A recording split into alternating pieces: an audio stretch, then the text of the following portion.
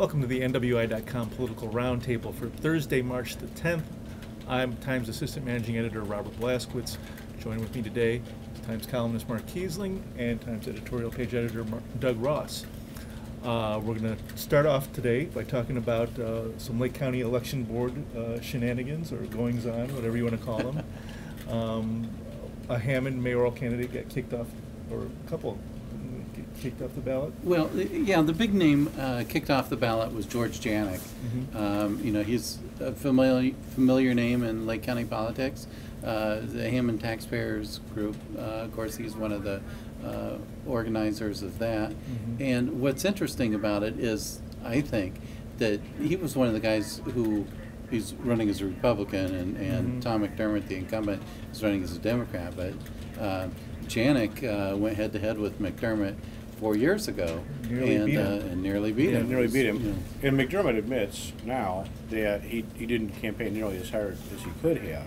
And he said that he kind of attributes that lackadaisical attitude towards his narrow victory. I was talking to the mayor yesterday, and he was saying, I was just saying, it seems like you're taking George Janik's candidacy a lot more seriously this year, and you're taking it more seriously, really, than you are any of your Democratic opponents, including, Oscar Sanchez, who's backed by Roy Dominguez. And he admitted that, that Janik's a viable candidate, and that he said a lot of people think that George is not running. He said he's still out there campaigning, because he said he has no doubt that he's going to appeal it.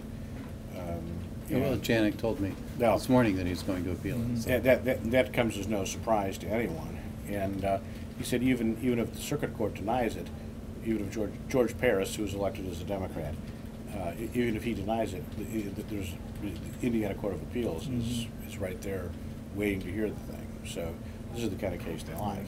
So although that has to be done in a hurry. It has to be done in a hurry, and when the courts have something that has to be done in a hurry, normally they'll expedite it. I mean, it's well, we saw that with Rahm Emanuel and the residency. Right. You don't. If you've got something that has to be decided before a certain date in order to keep all the ducks in line, they'll move. They'll move right along.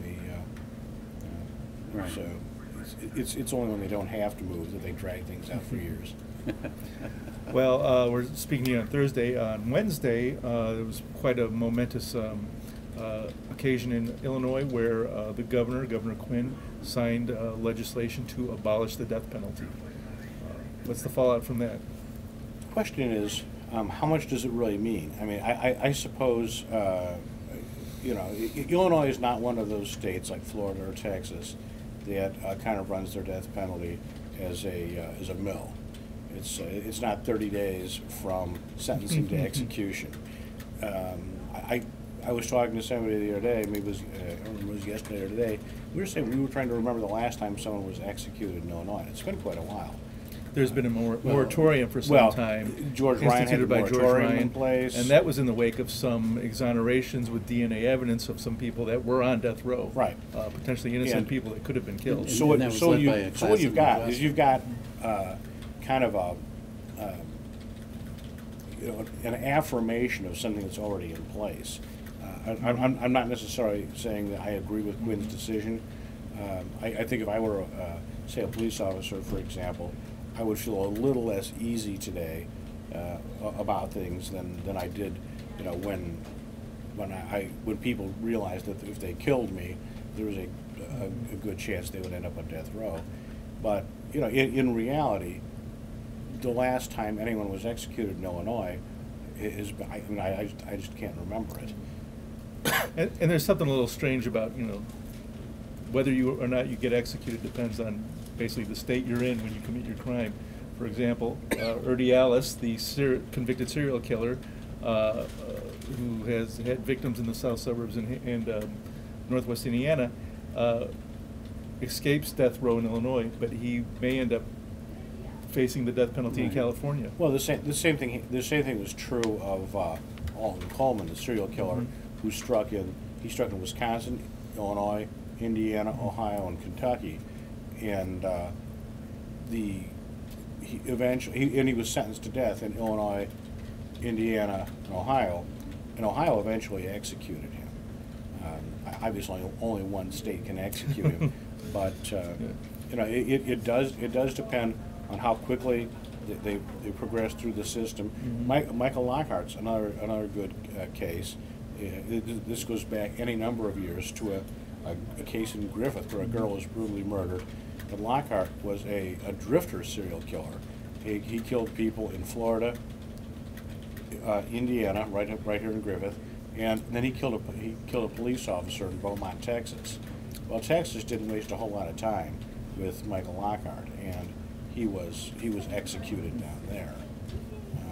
And you know, even though we have these patchwork laws across the states, I mean, there's no, you know, at least I hope not, no Murder for Dummies book, or you know, that tells the person, you know, oh, you should commit a crime in this state rather than that state. Although I'm going to, this doesn't go directly to the point, but if people remember right, maybe about 10 years ago, we had 2 escaped convicts from Mississippi who ended up in northwest Indiana.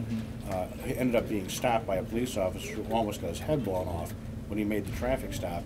They were 2 escaped convicts. One was a convicted police killer, and they were on the loose for about 4 or 5 days before they finally caught them. Right.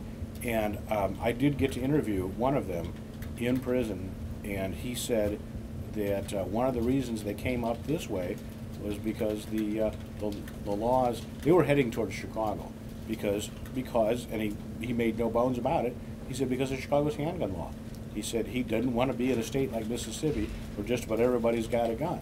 He said they didn't want to be in Indiana, which has more flexible gun laws. They wanted to be in Chicago. They wanted to be in Chicago where they could be pretty sure that most of the law-abiding population did not possess a weapon. And what does that say? Yeah. Today, as we're taping this, there's a big rally going on at the Statehouse in Indianapolis.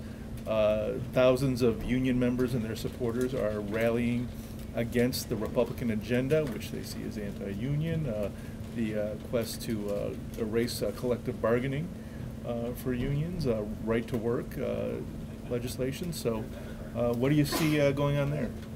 Well, I see a continued stalemate that's got no end in sight.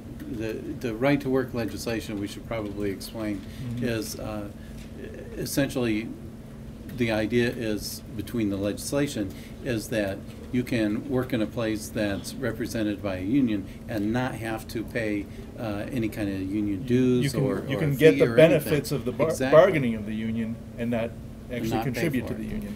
It's what's also referred to as an open shop. You know, open shop versus a closed shop. A closed shop is where you have to join the union once you or pay the dues, or at least pay the dues, yeah, or you know, some portion of the dues. So in order to get those benefits. So you know, the Democratic Party is very heavily supported by unions. I mean, you know, Republicans have gotten donations as well. And that gets to the heart of it. This has become, as much as you have people like Governor Scott Walker in Wisconsin saying this is about the budget, it's really about politics. It's very clear today. Oh, absolutely. Particularly with what happened in Wisconsin last night, where they basically used some legislative trickery to pass a stripped-down version ending collective bargaining, saying that it had no, because they were able to do that, they said because it had no fiscal impact. Well, if it had no fiscal impact, what has Scott Walker been saying these past few weeks about it being about the budget? This is purely politics. I mean, this is the equivalent of the Republican Party, you know, of the elephant slapping the donkey and insulting its mother. You know. Yeah. And the question mark is do you think that this is going to have long-term consequences in terms of, you know, I thought of how the Tea Party, a year ago, we were talking about how the Tea Party's been energized by the health care debate. Well, it seems like labor is energized the same way by this debate. Labor's been energized, and I think there's probably not much of a question, you know, as to your partisan divide on this, although I think you'll probably find, you know, obviously your exceptions here and there, but you know, the question becomes, and I think we talked about this last week, in this economy, how much is the union willing to give up in order, is it better to have some people working and paying dues for less money, or no people working? Is it better to have more people working for less, or fewer people working for more? And that's kind of what's going to have to be decided, because the market is eventually going to decide what happens. I mean, nobody's building houses anymore, and that's what's nobody's building houses, and they're not putting the money into infrastructure, which is where your big union contracts go. Your operating engineers, you know, that's one of your local 150 is one of your biggest unions. Although right. Iron workers. The growth in unions, though, lately has been in the public sector rather than in the private sector, and so you know there's a big push to protect the government employees. But remember that the private sector has to fund itself. The public sector, in order to be funded, all they have to do is turn to you and me and Robert and say, your taxes are going up. And there's nothing you can really do about it. If you don't want to buy a new house, you don't have to buy a new house. But you can't call the auditor's office and say, you know what, guess what, I think my taxes are too high. I just don't feel like paying them this year. That doesn't fly so well. So you are under compulsion to pay your taxes. Your taxes can then go to pay a higher union salary for for whatever type of public employee you've got. Private employers or private unions that depend on private contracts are the ones that are really hurting. Yeah, we should make a distinction too. There's a difference in Indiana from what's going on in Wisconsin. In Indiana, Governor Daniels has already basically taken collective bargaining away from state employees. Right, but he did that right off the bat. Right, he did that literally. Right. When he came in, he said he was going to do it. Right. He did it, and it's done. And whereas in Wisconsin, the legislation is aimed at public sector unions, the legislation in Indiana is aimed at private unions. And the private unions are the ones that you can't compel people to buy a house. You can't, and that's where your plumbers come in, your carpenters come in, and your electricians come in.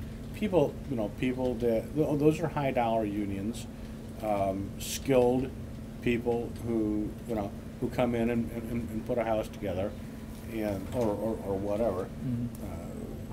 Redo, unless they get a public contract, they're really I know a lot of guys who haven't worked since, say, like Thanksgiving, because there's nobody's building houses. Yeah. There's houses that people have built on spec that aren't selling. Yeah. Well, that's all the time we've got for this week.